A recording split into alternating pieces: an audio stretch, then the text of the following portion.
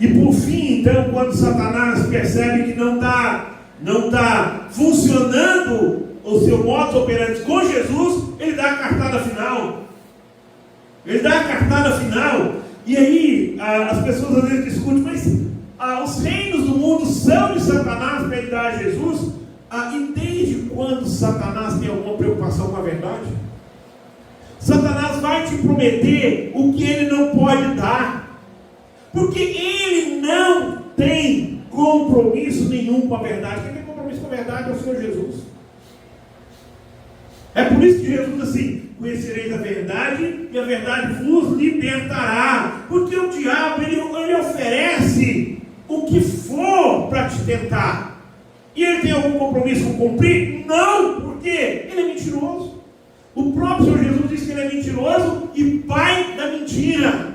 E então ele fala assim: olha, eu vou te dar todos os reinos desse mundo e a glória deles. Só tem um detalhe, o único detalhe, e o grande problema é o detalhe, porque não era um detalhe, não era uma coisa pequena, era tudo. Era tudo. Para Jesus era tudo, e para nós também. Era a adoração, era quebrar logo o primeiro mandamento, era tirar todo o fundamento, era ruir toda a construção. Não era pouca coisa. Satanás fala como se fosse um detalhe, mas Jesus diz para ele: Satanás, retira-te, retira-te, porque está escrito: ao Senhor teu Deus adorarás e só a Ele darás culto.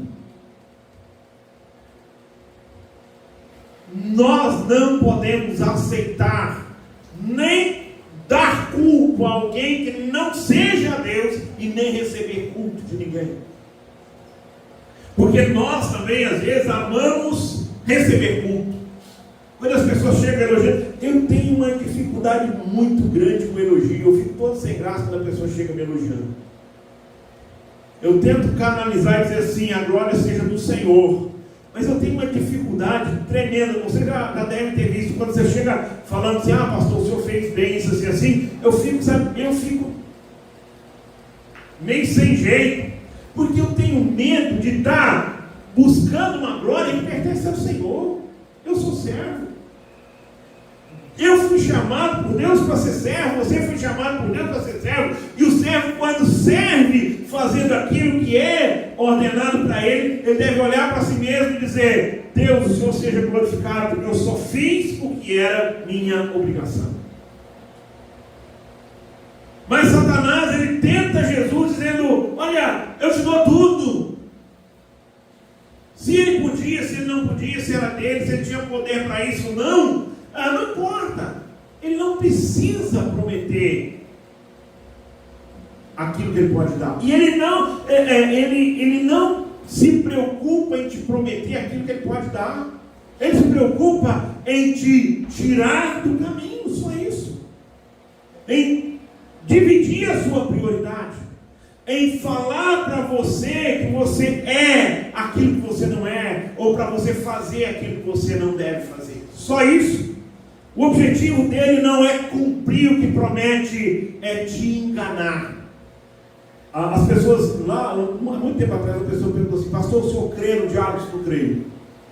Pastor, mas a Bíblia diz que ele existe. Eu sei que ele existe, mas eu vou crer no mentiroso.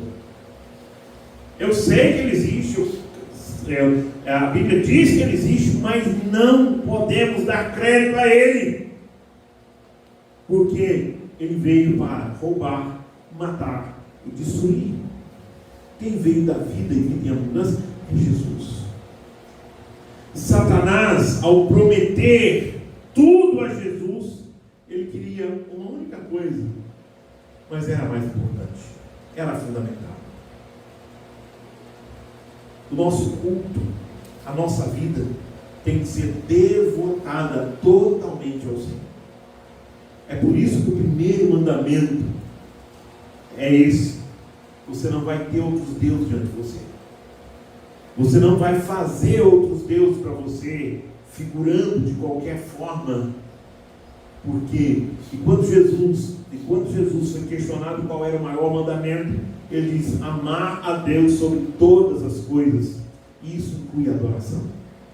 Isso inclui culto. Isso inclui saber para que nós fomos criados. Isso inclui saber para que nós fomos recriados em Cristo.